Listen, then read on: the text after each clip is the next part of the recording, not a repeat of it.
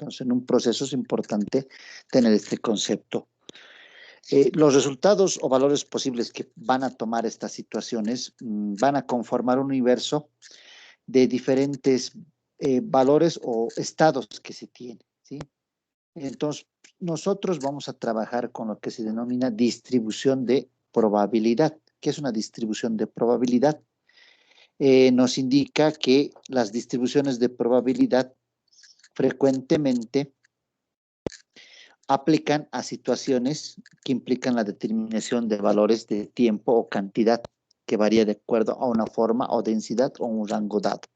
Es decir, nosotros nos vamos a apoyar en una distribución que se tenga porque las mismas están enfocadas en diferentes sistemas. ¿Okay? Entonces, los mismos están enfocados en diferentes sistemas.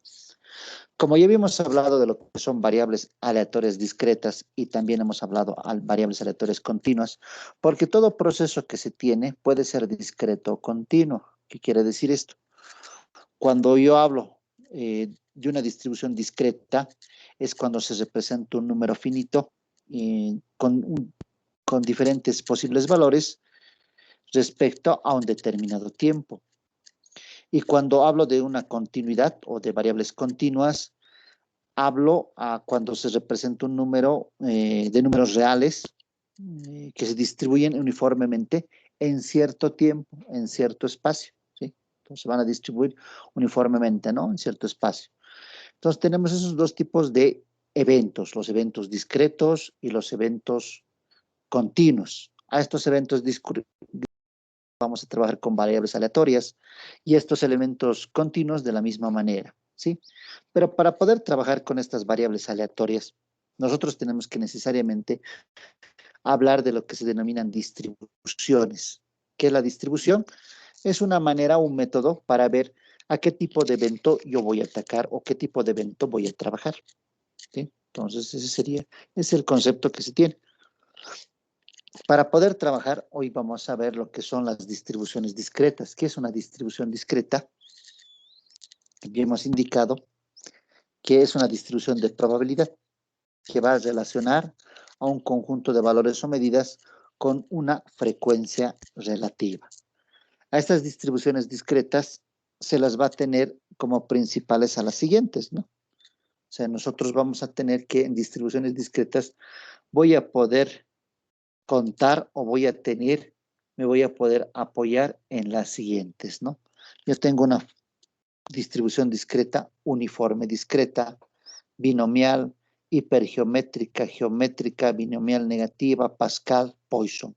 Generalmente se utiliza Pascal y Poisson, ¿sí? Porque estas son conformaciones que se tienen respecto a los mismos. Son diferentes criterios que se puede colocar cuando se tiene un modelado de un sistema, ¿sí? Pero es necesario conocer todos estos elementos, cómo es el comportamiento y más o menos qué ejemplos típicos podemos trabajar para poder hacer la simulación, ¿sí? De un proceso. Por ejemplo, estamos hablando nosotros primeramente de una distribución uniforme discreta. Distribución uniforme discreta. La distribución uniforme discreta describe el comportamiento de una variable discreta que puede tomar n valores distintos con la misma probabilidad cada uno de ellos. Esta distribución asigna igual probabilidad a todos los valores enteros entre el límite inferior y el límite superior, que definen el recorrido de la variable.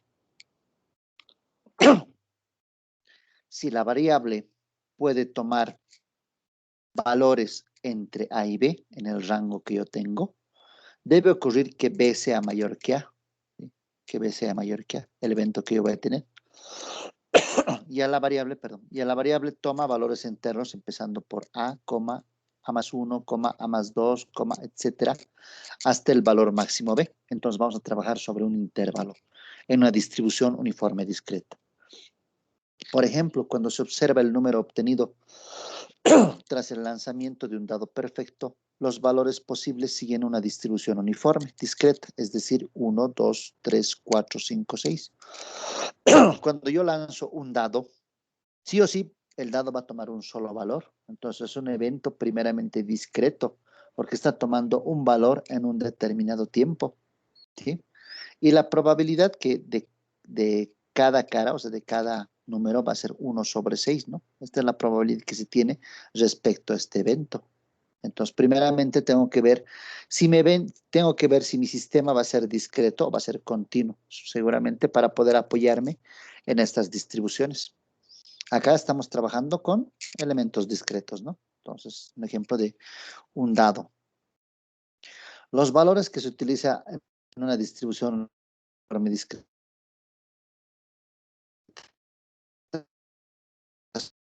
son K, A más 1.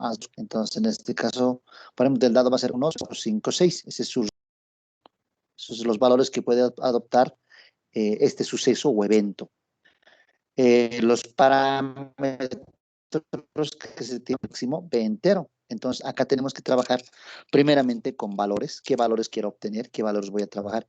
¿Y qué parámetros tienen que tener estos valores? Por ejemplo, acá estamos hablando de entero. Generalmente en eventos discretos tenemos que trabajar con enteros. Y también indicamos que A va a ser menor a B. Entonces voy a tener un rango, ¿no? En este caso del dado va a ser 1 menor que 6, ¿no? Cumple con los valores y también los parámetros en una distribución uniforme discreta, donde no doy preferencia a ninguno de ellos, ¿no? Cada uno tiene la misma probabilidad de poder salir, cada uno de aquellos. Entonces, esta es la primera distribución uniforme discreta. Otra distribución también que se utiliza es la distribución binomial, donde tengo los valores de NP, donde tengo un binomio. La distribución binomial es una distribución discreta, de la misma manera, muy importante, que surge en muchas aplicaciones bioestadísticas, más que todo, ¿no? Bioestadísticas. Fue obtenida por Jacob Bernoulli, 1654 hasta 1705, y publicada en su obra póstuma Ars Conjectandi en 1713, ¿no? Entonces, Bernoulli ha sido una persona que ha empezado a ver lo que es la parte de la distribución binomial. Esta distribución aparece de forma natural al realizar repeticiones independientes de un experimento que tenga respuesta binaria, generalmente clasificada como éxito o fracaso. Este experimento recibe también el nombre de experimento de Bernoulli. Cuando hablamos de una distribución binomial, también podemos referenciar una distribución Bernoulli. Ejemplos de respuesta binaria pueden ser el hábito de fumar, sí o no. ¿Sí? Entonces, acá estamos trabajando con dos estados, estamos trabajando binario, 0 o 1, ¿no? Entonces voy a trabajar acá con dos respuestas. El hábito de fumar, por ejemplo, ¿usted tiene un hábito de fumar? Sí. ¿Otro hábito de fumar? No. Si un paciente hospitalizado desarrolla o no una infección, o si un artículo de un lote es o no defectuoso, ¿no? Entonces, acá ya nos está dando un lineamiento de cuando yo quiero trabajar con un sistema, por ejemplo, un sistema, no sé, para un sistema de calidad, ¿no? Un sistema de calidad donde yo vea si va a ser defectuoso o no defectuoso, entonces puedo apoyarme en esta distribución binomial. Va a estar referido seguramente primeramente al suceso o evento que yo tenga y este lo voy a relacionar con el sistema que se tenga, ¿no? Para poder hacer la simulación. En la distribución binomial, la variable discreta que cuenta el número de éxitos en n pruebas independientes de ese experimento, cada una de ellas con la misma probabilidad de éxito igual a P. Sigue una distribución binomial de parámetros n y P que se denota por BI entre N y N y P, ¿no? Es una función de NP. Este modelo se aplica a poblaciones finitas, de las que se toman elementos al azar con reemplazo, y también a poblaciones conceptualmente infinitas, ¿no? Entonces, vamos a poder aplicar esta distribución binomial a poblaciones finitas o también conceptualmente a poblaciones infinitas, ¿sí? Donde se toman elementos al azar con reemplazo, ¿no? Por ejemplo, esta distribución binomial nos estamos dando cuenta que me puede ayudar bastante en el tema de lo que es si yo quiero trabajar con el tema de calidad, porque estamos trabajando con elementos al azar. O sea, de una producción yo podría agarrar un elemento al azar y con reemplazo, si está mal, si está defectuoso, lo reemplazaré con uno bueno. Entonces puedo trabajar ya con una distribución binomial. Entonces me está indicando que este tipo de distribuciones puede trabajarse en ese sentido. ¿Mm? Puede irse a ese sentido. Por ejemplo, las piezas que produce una máquina. Siempre que el proceso de producción sea estable, la proporción de piezas defectuosas se mantiene constante a largo plazo. Y sin memoria, el resultado de cada pieza no depende de las anteriores, ¿sí? Entonces acá estamos hablando ya podemos hablar de calidad y podemos hablar también de una distribución binomial o podemos hablar de esta distribución, ¿no? Tenemos que trabajar con esta distribución, también conocida como Bernoulli, ¿no? Un ejemplo de variable binomial puede ser el número de pacientes con cáncer de pulmón ingresados en una unidad hospitalaria, ¿no? Entonces también, y aquí empezamos a trabajar con el tema de variables para ver, ya acá estamos hablando de un suceso, ¿no? De un suceso que está referido, por ejemplo, a un sistema, en este caso el sistema de salud, ¿no? O unidad hospitalaria. Ya lo vamos a disgregar un poquito más. Sistema de salud, eh, donde se ve el tema del cáncer, ¿no? Entonces ya estamos empezando a ver que ya está dando cuerpo a mi modelo. A partir del modelo se tiene una distribución en la cual me voy a apoyar. Un caso particular se tiene cuando n es igual a 1. Cuando n es igual a 1, que da lugar a la distribución de Bernoulli. Entonces, cuando tengo distribución binomial, si le coloco aquí n igual a 1, distribución de Bernoulli. Cuando se tiene un número de pruebas grande, la distribución binomial se aproxima a una distribución normal de media, NP, y varianza, NP. Los valores que voy a tener en una distribución binomial van a ser los siguientes. K va a ser igual a 0, 1, 2, llegando hasta n, ¿no? El número de pruebas, n mayor o igual a 1, que va a ser un entero, y la probabilidad de éxito va a ser entre 0 y 1, ¿no? La probabilidad siempre es entre 0 y 1, ¿sí? Entonces voy a tener una probabilidad de cómo van a suceder estos eventos con una distribución binomial. Otra distribución aleatoria es la distribución hipergeométrica, donde acá tengo tres parámetros, n, r y n. La distribución hipergeométrica suele aparecer en procesos muestrales sin reemplazo, en los que se investiga la presencia o ausencia de cierta característica. Por ejemplo, en un procedimiento de control de calidad en una empresa farmacéutica, durante el cual se extraen muestras de las cápsulas fabricadas y se someten a análisis para determinar su composición, ¿sí? Durante las pruebas, las cápsulas son destruidas y no pueden ser devueltas al lote del que proviene. No es como, por ejemplo, ya aquí tenemos también sin reemplazo, ¿no? En esta situación, la variable que cuenta el número de cápsulas que no cumplen los criterios de calidad establecidos sigue una distribución hipergeométrica, ¿no? Esta también, al igual que la anterior, podré trabajar en tema calidad, ¿no? Puedo utilizar esta otra distribución hipergeométrica ya manejando tres parámetros, ¿no? Por tanto, esta distribución es la equivalente a la binomial, pero cuando el muestreo se hace sin reemplazo, ¿sí? Entonces, acá hay una gran diferencia, ¿no? Pero es parecida a la anterior, ¿no? Acá el muestreo se hace sin reemplazo, ¿no? Entonces, en otras palabras, la prueba que se tiene se la destruye o se la coloca como si no estuviera en el stock, ¿no? De forma que la probabilidad de éxito no permanece constante a lo largo de las n pruebas, a diferencia de la distribución binomial, ¿no? Entonces acá ya tengo tres parámetros, a diferencia de la distribución binomial. Esta distribución se puede ilustrar del modo siguiente. Se tiene una población finita con n elementos, de los cuales R tienen una determinada característica que se llama diabetes, obesidad, hábito de fumar, etc. El número de éxitos en una muestra aleatoria de tamaño n extraída sin reemplazo de la población es una variable aleatoria con distribución hipergeométrica de parámetros n, r y n, ¿no? Donde yo voy a tener los n elementos, la característica y también lo que es la prueba que se tiene, ¿no? Respecto a una muestra, un muestreo de un dato que yo voy a sacar de estos dos elementos, de toda la población, ¿no? Cuando el tamaño de la población es grande, los muestreos con y sin reemplazo son equivalentes, por lo que la distribución hipergeométrica se aproxima en tal caso a la binomial, ¿no? Entonces acá tendré lo que son los valores K, el máximo, el mínimo, donde el máximo indica el valor máximo entre 0 y n y r, de acuerdo a la característica y de acuerdo a su población. Y mínimo indica el valor mínimo entre R y N, ¿no?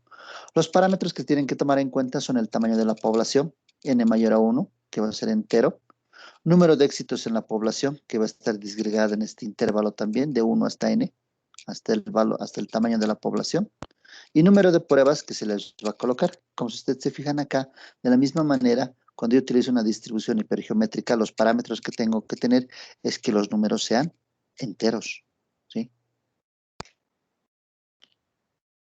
Otra distribución que se tiene es la distribución geométrica. Cuando suponemos que se efectúa repetidamente un experimento prueba que las repeticiones son independientes y que se esté interesado en ocurrencia o no de un suceso al que se refiere como éxito, siendo la probabilidad de este suceso P, ¿no? La distribución geométrica permite calcular la probabilidad de que tenga que realizarse un número K de repeticiones antes de obtener un éxito por primera vez, ¿sí? Entonces tengo una distribución geométrica. Esta probabilidad decrece a medida que aumenta K, con lo que la función de masa de probabilidad es siempre decreciente. Así pues, se diferencia de la distribución binomial en que el número de repeticiones no está predeterminado, sino que es la variable aleatoria que se mide y, por otra parte, el conjunto de valores posibles de la variable es ilimitado. ¿Okay? Para ilustrar el empleo de esta distribución, por ejemplo, se supone que cierto medicamento opera exitosamente ante la enfermedad, para lo cual fue concebido en el 80% de los casos a los que se aplica. La variable aleatoria intentos fallidos en la aplicación del medicamento antes del primer éxito, ¿no? Sigue una distribución geométrica de parámetro 0,8, ¿no? Estamos hablando del 80%. Otro ejemplo que podemos colocar de variable geométrica es el número de hijos hasta el nacimiento de la primera niña. La distribución geométrica se utiliza en la distribución de tiempos de espera, de manera que si los ensayos se realizan a intervalos regulares de tiempo, esta variable aleatoria proporciona el tiempo transcurrido hasta el primer éxito, ¿no? Entonces acá podemos empezar a ver que la distribución geométrica me puede ayudar cuando yo tengo algún proceso respecto a un determinado tiempo, a un intervalo de determinado tiempo, un determinado temporizador, ¿no? O sea, voy a tener que trabajar tiempos de espera, ¿no? Entonces, podemos trabajar ya no en calidad, ¿no? Ya puedo trabajar en el tema de producción con la distribución geométrica. En cuánto tiempo yo puedo producir, digamos, no sé, 20 productos, etcétera, una línea de producción, ya esto se está decantando, se está viendo con una distribución geométrica, ¿no? Entonces, ya empezaré a ver qué tipo de distribución voy a utilizar en cuanto a mi modelo. Esta distribución presenta la propiedad denominada falta de memoria, que implica que la probabilidad de tener que esperar un tiempo t no depende del tiempo que ya haya transcurrido, perdón, ¿no? O sea, entonces, falta de memoria. Entonces, puedo a partir de un tiempo t, ¿sí? No es necesario también que me fije atrás. Entonces, puedo volver a partir de un determinado tiempo. Es decir, esto, por ejemplo, para una cadena de producción seguramente vamos a ver las producciones de los 2 últimos años, digamos, ¿no? O de los años que se van a esperar, ¿no? Entonces podemos utilizar esta distribución geométrica. Los valores que van a utilizarse son K, 0, 1, 2 y la probabilidad de éxito es de 0 a 1, ¿no? Entonces tengo unos valores que yo tengo que trabajar con la distribución geométrica. Otra distribución que podemos ver es la distribución binomial negativa, R y P, donde una generalización obvia de la distribución geométrica aparece si se supone que un experimento se continúa hasta que un determinado suceso de probabilidad P ocurre por R décima vez, ¿sí? Entonces puede volver a aparecer un determinado suceso, ¿no?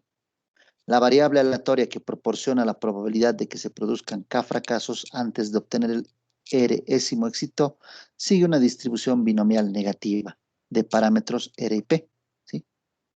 Entonces tengo una binomial negativa donde la distribución geométrica corresponde al caso particular en que R es igual a 1, ¿sí? Cuando R es igual a 1 se va a hablar de una distribución geométrica. Un ejemplo, por ejemplo, es el número de lanzamientos fallidos de un dado antes de obtener un 6 en 3 ocasiones, que sigue una distribución binomial 3,1 sexto, ¿no? Acá tengo la probabilidad que se tiene del dado, pero también tengo acá eh, los lanzamientos fallidos, ¿no? Yo puedo parametrizar.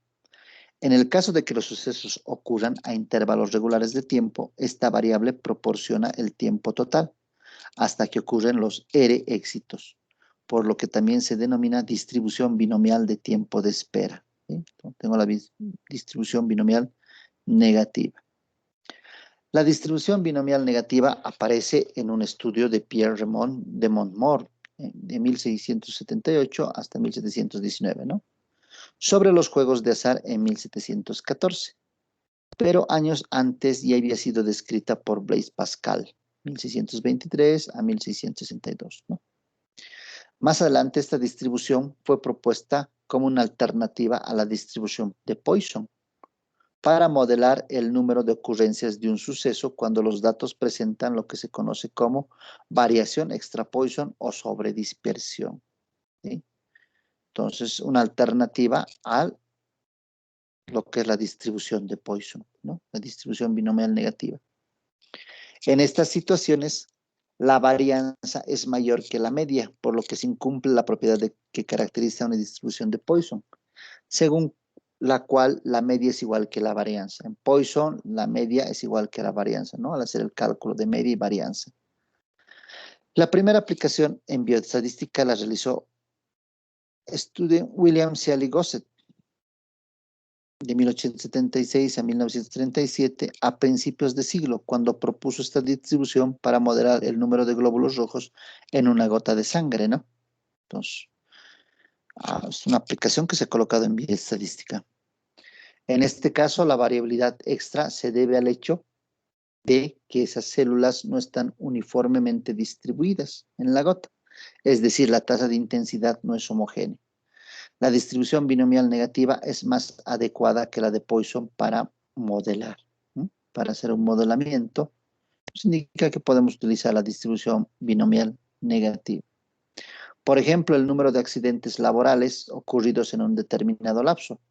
La distribución de Poisson asume que todos los individuos tienen la misma probabilidad de sufrir un accidente, porque tenemos que la media y la varianza son iguales, ¿no? Y que esta permanece constante durante el periodo de estudio. Sin embargo, es más plausible la hipótesis de que los individuos tienen probabilidades constantes en el tiempo, pero que varían de unos sujetos a otros, ¿no? Esto es lo que se conoce en la literatura como la propensión a los accidentes, accident pronenesis. Esta hipótesis se traduce en una distribución de Poisson mixta o de efectos aleatorios, en la que se supone que las probabilidades varían entre individuos de acuerdo a una distribución gamma, y esto resulta en una distribución binomial negativa para el número de accidentes, ¿no? Entonces, este tipo de distribución podemos empezar a ver que ya va a disgregar, ¿no? O sea, no lo va a generalizar como la distribución de Poisson, ¿no? La distribución de Poisson generaliza todos los eventos. A estos no. En una negativa existe cierto, como diría, cierta clasificación que existe entre estas, ¿no? Sí tendría una clasificación desde respecto de mi muestreo. Los valores que se tienen es K0, 1, 2. Los parámetros serán número de éxitos, R mayor a 1, entero también, y la probabilidad de éxito, ¿no? Siempre entre 0 y 1. Otra distribución que podemos trabajar en variables aleatorias es la distribución de Pascal. La distribución de Pascal, RP. La distribución de Pascal debe su nombre al matemático francés Blaise Pascal, desde 1623 a 1662, uno de los matemáticos que creó las bases de la teoría de la probabilidad. El número de pruebas necesarias para obtener R éxitos, siendo P la probabilidad de éxito, es una variable aleatoria que sigue una distribución Pascal de parámetros R y P. Por tanto, esta distribución está relacionada con la binomial negativa de idénticos parámetros del modo siguiente, ¿no? Pascal, binomial negativa, RP y mu más sub R. Teniendo en cuenta esta relación, podríamos decir que el número de lanzamientos de un dado realizado antes de obtener un 6 en 3 ocasiones sigue una Pascal, ¿no? Puedo trabajar como una Pascal, la binomial negativa. Los valores que se tienen para una Pascal va a ser K, R, R más 1, R más 2, donde los parámetros de R eso es número de éxitos y R va a ser mayor o igual a 1, va a ser un entero, y la probabilidad de éxito va a estar entre 0 y 1, ¿no? Entonces también manejamos en distribución de Pascal un número entero. Por último tenemos una distribución Poisson, ¿sí? Que generalmente se maneja bastante esta, la distribución Poisson, donde el nombre se debe al matemático francés Siméon Denis Poisson, de 1781 a 1840, ¿no?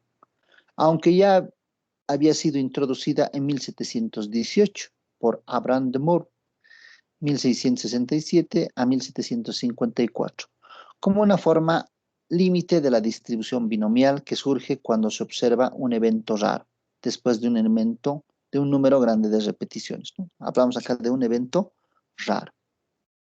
En general, la distribución de Poisson de parámetro lambda se puede utilizar como una aproximación de la binomial, ¿sí? Si el número de pruebas n es grande, pero la probabilidad de éxito es pequeña, siendo lambda va a ser igual n por p.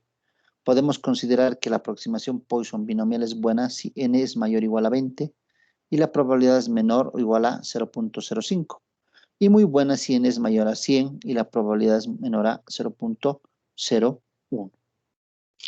La distribución de Poisson también surge cuando un evento o suceso raro ocurre aleatoriamente en el espacio-tiempo. La variable asociada es el número de ocurrencias del evento en un intervalo o espacio continuo. Por tanto, es una variable aleatoria discreta que toma valores enteros de 0 en adelante. 0, 1, 2, 3, 4 y así sucesivamente. Así el número de pacientes que llegan a un consultorio en un lapso dado, el número de llamadas que recibe un servicio de atención a urgencias durante una hora, el número de células anormales en una superficie histológica o el número de glóbulos blancos en un milímetro cúbico de sangre, son ejemplos de variables que siguen una distribución de Poisson, ¿no? El concepto de evento raro o poco frecuente debe ser entendido en el sentido de que la probabilidad de observar K eventos decrece rápidamente a medida que K aumenta. Supóngase, por ejemplo, que el número de reacciones adversas tras la administración de un fármaco sigue una distribución de Poisson de media lambda igual a 2. Si se administra este fármaco a 1000 individuos, la probabilidad de que se produzca una reacción adversa K igual a 1 es 0,27. Los valores de dicha probabilidad para K, 2, 3, 4, 5, 6 reacciones respectivamente son 0,27, 0,18, 0,09, 0,003 y 0,01. Para K igual a 10 o mayor, la probabilidad es virtualmente cero, ¿no? Entonces, en Poisson, ¿qué nos está indicando? De que la distribución que hace es uniforme, ¿sí? Es uniforme para todos, a menos que suceda un evento raro, ¿no? Para poder trabajar se tiene que tener en cuenta estas tres disposiciones cuando yo trabajo con una distribución Poisson. Primeramente, en un intervalo muy pequeño, por ejemplo, de 1 milisegundo, la probabilidad de que ocurra un evento es proporcional al tamaño del intervalo. Un segundo elemento, la probabilidad de que ocurran dos o más eventos en un intervalo muy pequeño es tan reducida que a efectos prácticos no se puede considerar nula, a veces cuando es muy pequeña. El número de ocurrencias en un intervalo pequeño no depende de lo que ocurre en cualquier otro intervalo pequeño que no se solape con aquel. Estas propiedades pueden asumirse en el proceso que genera una distribución de Poisson. Es estable. Produce a largo plazo un número medio de sucesos constante por unidad de observación y no tiene memoria. Conocer el número de sucesos en un intervalo no ayuda a predecir el número de sucesos en el siguiente. El parámetro de la distribución lambda, la distribución de Poisson, representa el número promedio de eventos esperados por unidad de tiempo o de espacio, por lo que también se suele hablar de lambda como la tasa de ocurrencia del fenómeno que se observa. La distribución de Poisson tiene iguales la media y la varianza, ¿no? Entonces tenemos igual la media y la varianza. Si la variación de los casos observados en una población excede a la variación esperada por el Poisson, se está ante la presencia de un problema conocido como sobredispersión y en tal caso la distribución binomial negativa es más adecuada, ¿no? Entonces yo veré también qué es lo que sucede con mis parámetros que tengo a la entrada. Para lambda, para los valores de lambda mayores de 20, la distribución de Poisson se aproxima a una distribución normal de media y varianza iguales a lambda, ¿no? Todos los valores que voy a obtener va a ser k igual a 0, 1, 2, y los parámetros va a ser de lambda, una tasa de ocurrencia donde lambda va a ser mayor a 0, ¿sí? Entonces acá tenemos lo que son distribuciones de probabilidad para eventos discretos. Estos son los casos que se puede dar. Existen muchos más y siempre vuelvo a reiterar, este tema hay más estudios que se tiene, pero estos son los principales, los que generalmente son ocurrentes, los que manejamos. Pues vuelvo a reiterar, donde se maneja bastante es esta distribución de Poisson, porque tranquilamente puedo yo trabajar con eventos discretos y los puedo ir parametrizando, ¿no? Con un efecto raro, con un efecto que no sea raro, ¿sí? Pero también existe la hipergeométrica, la geométrica, la de Pascal, la de Bernoulli, que hemos visto anteriormente, que tienen estos parámetros. A partir de estas distribuciones que se tienen de eventos discretos, ya nosotros podemos primeramente ver con cuál de ellas vamos a trabajar, ¿sí? Con una de ellas vamos a trabajar respecto ya a un modelo que tengo o un modelo o un evento o un suceso que se pueda dar para hacer su respectiva simulación, ¿no? Entonces puedo hacer, como se han dado cuenta, diferentes ejemplos. Puedo simular el tema de las gotas, puedo simular el tema de procesos de farmacia, procesos de calidad. Ya empezó a hablar de procesos, ¿sí? Recordemos que en el tema de lo que es simulación, yo lo que estoy diciendo primeramente es que a un sistema lo voy a modelar. Este sistema modelado tiene un determinado o conlleva un determinado proceso, ¿sí? Este determinado proceso me indicará qué es. Y yo tengo que ver qué es lo que también yo voy a simular, dónde me voy a enfocar, ¿sí? Seguramente me enfocaré en un problema en particular. Será en parte de calidad, línea de producción, etcétera, ¿no? Entonces, yo voy a modelar el principio fundamental de mi sistema al que quiero encontrar, ¿ok? Entonces, ya tenemos un poco más de conocimiento acerca de lo que son las distribuciones de probabilidad, que estamos hablando para acá de variables aleatorias, discretas, ¿sí? También existe distribuciones de probabilidad para variables continuas, que eso vamos a ver la siguiente sesión, ¿ok?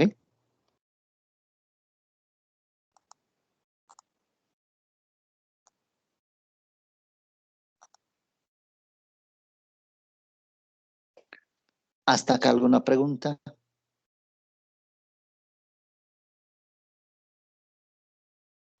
Ok, hasta acá quedaremos entonces el día de hoy. Nos veríamos la siguiente semana, ¿no?